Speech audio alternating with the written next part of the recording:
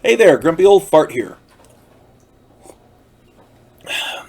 I'm doing a TV series review of the TV series Hawkeye.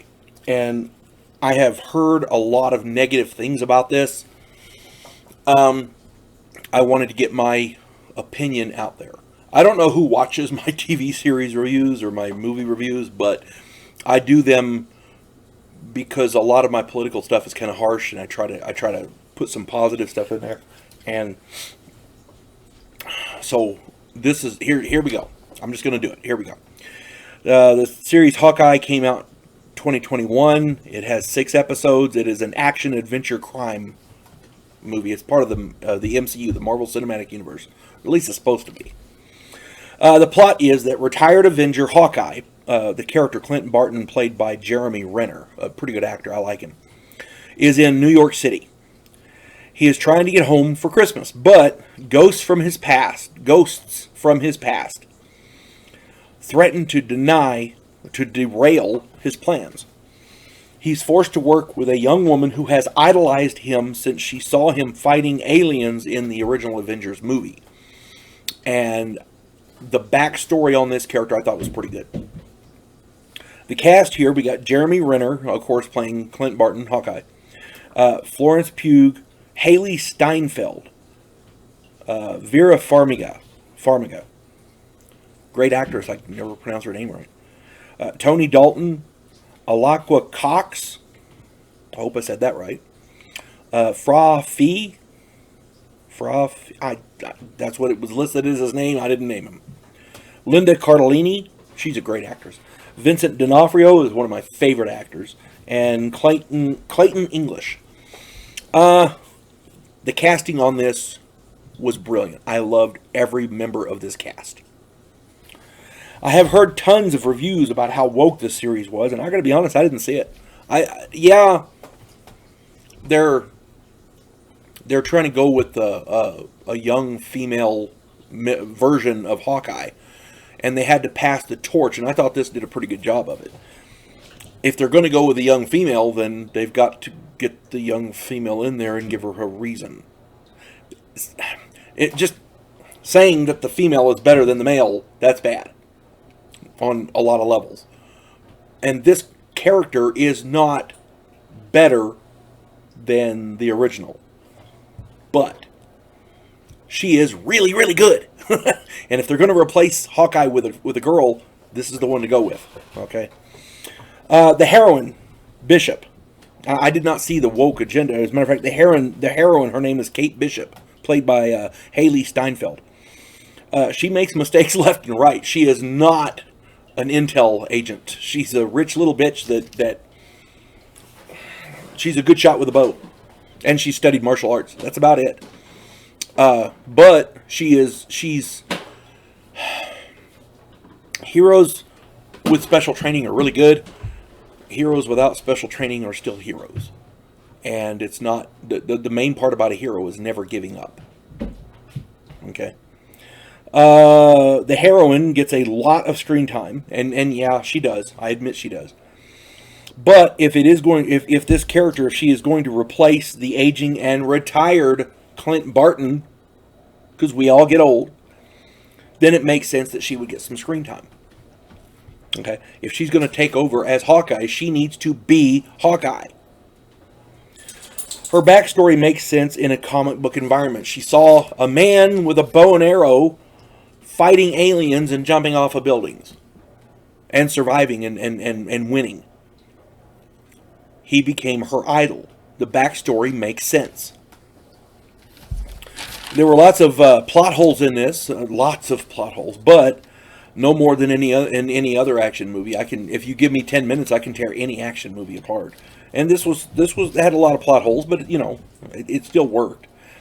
I saw one serious possible problem about a shrunken truck. I'm not going to go into detail because I don't want to give any spoilers, but I would think that the people inside would be crushed. The only way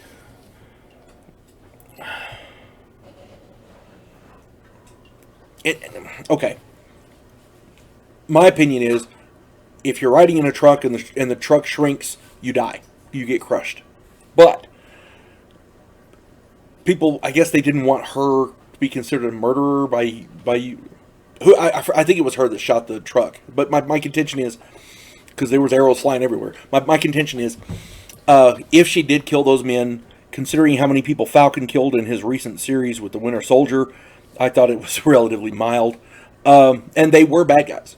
So, Now, the only way they would have been shrunken with the truck would be if the arrowhead somehow produced a field that shrunk everything in the field. In that case, I can see it working. So, like I said, it's a possible plot hole. I'm not sure. Anyway, nobody was shown to be a better fighter or a better bow shot than Clinton Barton.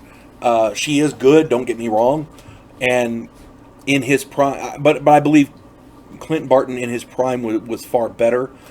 My contention here is, if they're going to make a replacement for Hawkeye, she's a pretty good replacement. Okay, doesn't matter if she's male or female. And the amount of mistakes she made eliminated the whole woke agenda thing. Okay. All in all, I thought it was an enjoyable series. The one main problem I have is that they decanonized the Agents of S.H.I.E.L.D. series. And I'm not going into detail with that because I don't want to give any spoilers, but that's my contention there. Whenever I do these series, I want to do standouts. Now, the two that I really, really want to point out is Haley Steinfeld as Kate Bishop, the new, what they're going to make as the new Hawkeye, and Florence Pugh, she plays Yelena Belova, who is apparently the Black Widow Natasha Romanoff's little sister, and she's a Black Widow agent as well, an assassin. I thought she played the assassin well, and I thought Haley Steinfeld played the character Kate Bishop well. Individually, these two are really good. When you put them together, the scenes that they have together, they really, really work well. They have a chemistry.